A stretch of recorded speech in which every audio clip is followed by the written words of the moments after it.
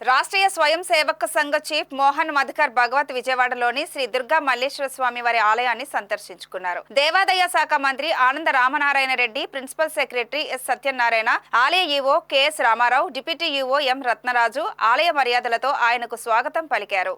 మోహన్ భగవత్ అమ్మవారిని దర్శించుకొని ఆలయంలో ప్రత్యేక పూజలు నిర్వహించారు. వేద పండితుల వేద ఆశీర్వచనం అందజేశారు. మంత్రి ఆనం, ప్రిన్సిపల్ సెక్రటరీ, ఈవో ఆయనకు అమ్మవారి శేషవస్త్రం, ప్రసాదాలను, చిత్రపటాన్ని అందజేశారు. కాగా ఈ నెల 21 నుండి 25 వరకు జరిగే భవానీ దీక్ష విరమణల సందర్భంగా దేవస్థానం వారు అవసరమైన ఏర్పాట్లు చేస్తున్నారని మంత్రి ఆనం రామనారాయణ రెడ్డి చెప్పారు.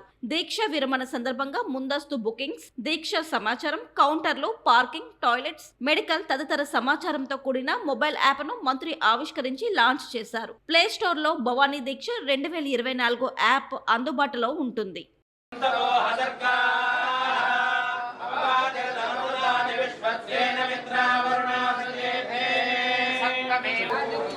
व्यवहारेषु अखंड दिग्विजय सिद्धिरस्तु।